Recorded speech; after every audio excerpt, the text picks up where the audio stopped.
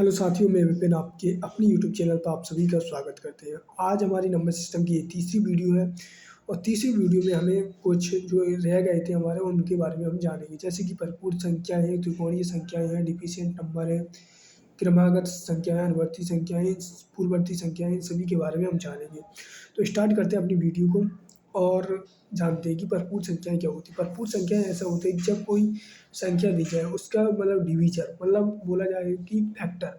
मान लो कोई एक संख्या है, जैसे कि आपकी 4 संख्या है, इस संख्या की मतलब अगर हम डिवाइड करेंगे मतलब फैक्टर करेंगे तो क्या बनेगा? एक तो आपका 1 बन जाएगा और 2 बन जाएगा और इसके अलावा आपका 4 भी बन सकता है, लेकिन इस संख्या को हमें छोड़कर मतलब इस संख्या को हमें नहीं लेना है, बाकी की जितनी भी संख्या है उन संख्याओं का योग जो हो, इन सभी का योग जो हो इसके बराबर हो जाए तो ये संख्याएँ हमें परिपूर्ण संख्याएँ कहलाती हैं। एग्जाम्पल के दूसरा समझते हैं, ये हमारी भरपूर संख्या नहीं है। क्या है? ये हमारी 4 जो है एक भरपूर संख्या नहीं। दूसरा हम एग्जाम्पल लेते हैं, जैसे कि 6 है। 6 ये एक भरपूर संख्या है। कैसे? इसका हम 1 से करेंगे, फिर 2 से हम फैक्टर कर सकते हैं और इसका 3 होगा। हालाँकि हम इसमें एक 6 से भी कर सकते हैं, लेकिन इस संख्या को हमें नहीं लेना है। क्यों नहीं लेना? ये एक भरपूर संख्या का मतलब होता है कि जो पहले कट जाए मतलब जिसके फैक्टर जो हो, खुद संख्या को छोड़कर जो बाकी के फैक्टर हैं उन सभी का योग जो होंगे वो संख्या के बराबर आना चाहिए।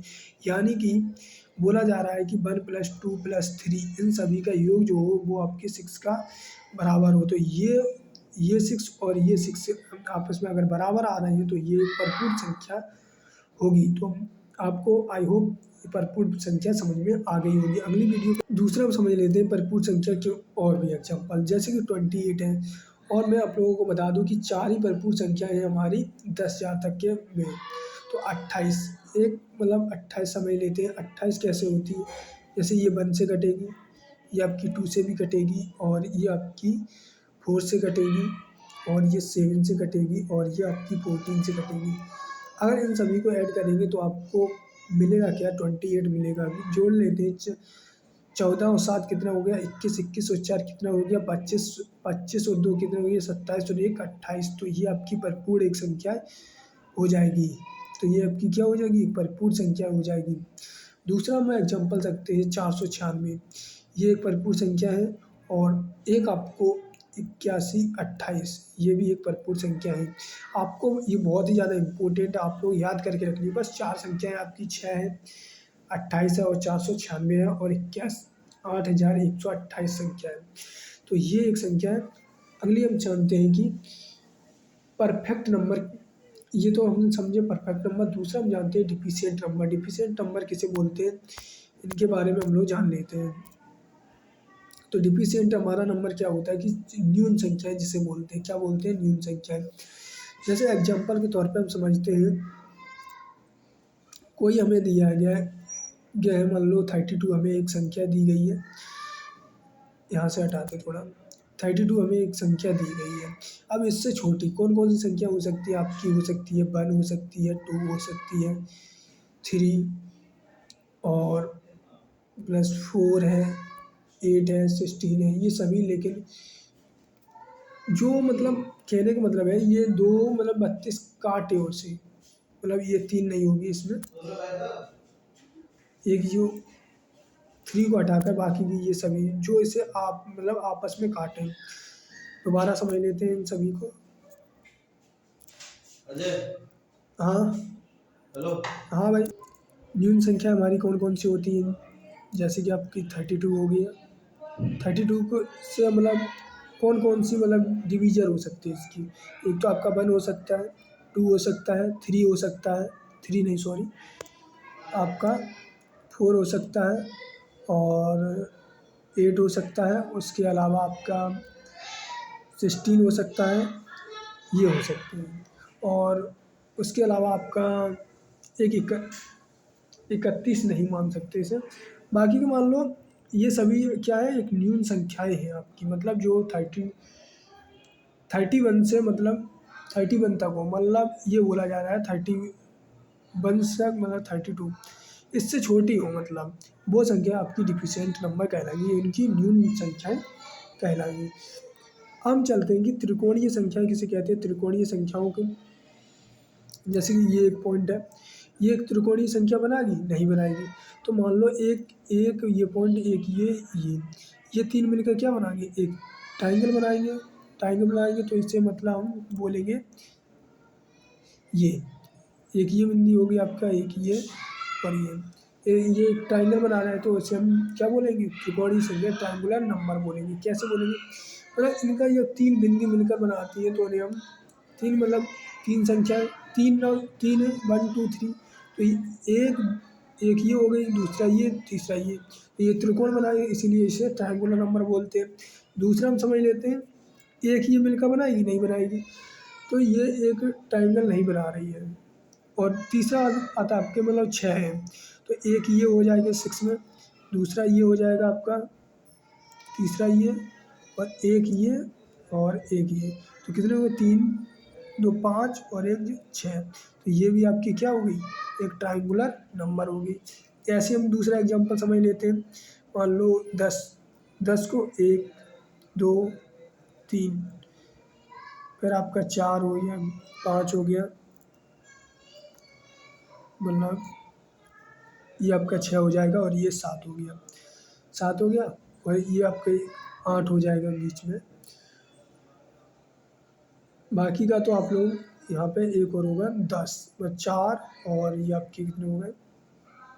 10, और एक आपका 4 इसमें हो गए, 4 इसमें हो जाएंगे, तो ये आपके इस टाइप से एक ट्राइंगल बना देगा। तो इसे भी हम क्या कहेंगे? एक त्रिकोणीय संख्या बोलेंगे। अगर हम त्रिकोणीय संख्या निकालने के लिए, त्रिकोणीय संख्या क्या होती है? Tn बराबर T1 ये होगी। मान लो अगर हम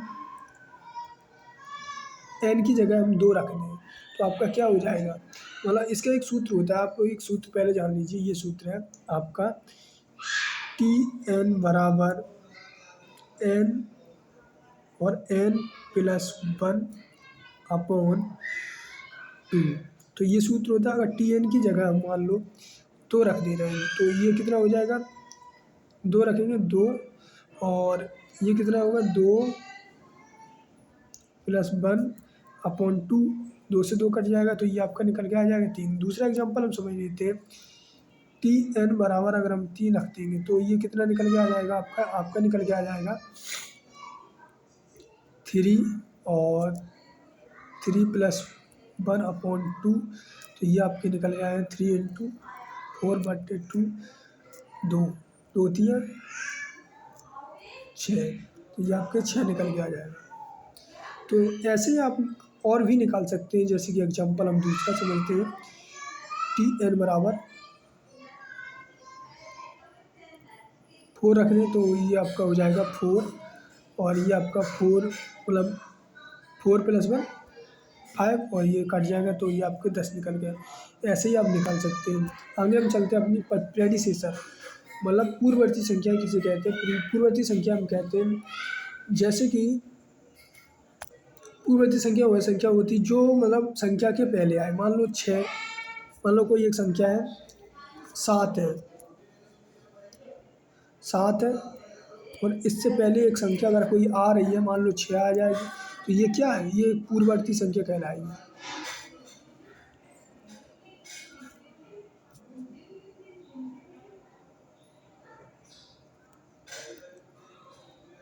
पूर्ववर्ती संख्या कहलाएगी। दूसरा अनुवर्ती संख्या होती है। अब आपको हम दूसरा हमारा समझते हैं अनुवर्ती संख्या क्या होती है। अनुवर्ती संख्या मतलब संख्या के बाद में कौन सी संख्या अगर आती है तो उसे हम अनुवर्ती संख्या बोलते हैं। जैसे एग्जाम्पल हम समझते हैं कि 109, 109 के बाद में कौन सी संख्या आएगी? 110। लेकिन इसका एक निश्चित कोई अनुपात नहीं होता, मतलब अंतर होता है, एक निश्चित अनुपात अंतर होता है, उसे हम देख के चलते हैं।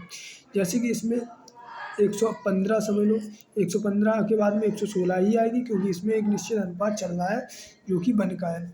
ऐसे हम अनुवर्ती संख्या में हम दूसरा लिख सकते हैं 2 और 4, इनको भी इनके बाद में 2 का अंतर हो रहा है, तो 4 के बाद में कितना होगा? 6 का अंतर होगा।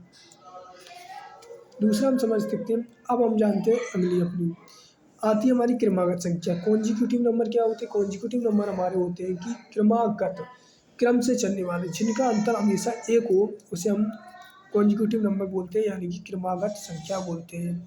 क्रमागत थोड़ा गलत लिखा है तो ये सही कर लीजिए आप लोग। क्रमागत तो टाइपिंग में गलत हो जाता, आप लोग देखते रहिए अपने। दो, जैसे कि 2 है, 3 है, 4 है, 5 है, 6 है, डॉट डॉट डॉट और भी है। इनका अंतर कितना आ रहा है? 1। इनका अंतर कितना आ रहा है? 1। सभी का अंतर 1 होना चाहिए, तो वो एक क्रमागत संख्याएँ कहलाती है। यदि संख्या सम या विषम हो तब, अगर देखो इसमें तो क्रमागत वैसे 1 का गैप होना चाहिए, लेकिन अगर बोला जाए सम सम क्रमागत संख्या, विषम सम क्रमागत संख्या, तो मान लो अगर सम की बात की जाती है तब आप लोगों को क्या करना है कि सम की बात की जाती है तो 2 आपको लेना है। क्या लेना है? 2 लेना है, 4 लेना है, 6 लेना है, 8 लेना है। ऐसे 2-2 का गैप करके आप लोग चल सकते हैं। जैसे कि इसमें 2 का गैप हो रहा है, इसमें भी 2 का गैप हो रहा है, तो इन सभी को लेकर आपको चलनी है, तो इसे हम क्या बोलते हैं? सम क्रमागत। अब विषम क्रमागत की बात आ जाती है तो हम लोग 1 कर सकते हैं। 1 है, 3 है, 5 है और 7 है। तो इनमें कितना, इनके में भी 2 का गैप हो रहा है, तो इन्हें हम विषम क्रमागत संख्याएँ कहते हैं। हम चलते हैं आरोही क्रम और अवरोही क्रम। आरोही क्रम क्या होते हैं? छोटे से बड़े का मतलब, एक कोई संख्या है, 1 है, 3 है, 5 है, 7 है, 8, इसे हम क्या कहेंगे? आरोही क्रम कहेंगे। ये हम आरोही क्रम। अवरोही क्रम क्या होता है हमारा? पहले 5, फिर मान लो 5 है, फिर 3 है, फिर 1 है, फिर माइनस में भी हम कोई ले सकते हैं, -1, -2। तो इनको हम अवरोही क्रम बोलते हैं। आगे हम चलते हैं कि मल्टीप्लिकेशन इनवर्स, गुणा का प्रतिलोम। गुणा का प्रतिलोम क्या होता है? गुणा का प्रतिलोम मतलब, जैसे कि कोई एग्जांपल दिया जाता है आपको, a/1/a, इसका प्रतिलोम यही होगा, तो इसका मान हमेशा कितना होता है? 1 होता है। और अब आपका इनका प्रतिलोम के बारे में अगर जान गए तो हम तत्समक के बारे में जानते हैं। तत्समक क्या होता है? गुणा का तत्समक क्या होता है? a/1 इक्वल टू a आ जाएगा, तो ये तत्समक हो जाएगा। आगे हम चलते हैं। आगे हमारा दिया है जोड़ का प्रतिलोम। वो एक ही बात है। जोड़ का प्रतिलोम क्या होता है? अगर हम मान लो कोई एक संख्या है a, क्या संख्या आपकी a है, और a में अगर हम 0 जोड़ लेंगे तो ये आपकी 0 ही आ जाएगी, तो ये क्या है? जोड़ का प्रतिलोम हो गया। एडिटिव इनवर्स जोड़ का प्रतिलोम, अवयव अगर बात करी जाती तो a में अगर हम प्लस माइनस a जोड़ेंगे तो ये आपका निकल के कितना आ जाएगा? ये आपका 0 निकल के आ जाएगा, क्योंकि ये माइनस हो जाएगा। a minus a equal to 0। अब आपका क्या है? तो जोड़ का प्रतिलोम अवयव ये तो हो चुका है हमारा। दूसरा हम चलते हैं, बाकी का तो आप सभी को हो गया। अगर आपको हमारी वीडियो पसंद आती है तो इसे लाइक, सब्सक्राइब, कमेंट जरूर करें। Thank you. जय हिंद, जय भारत।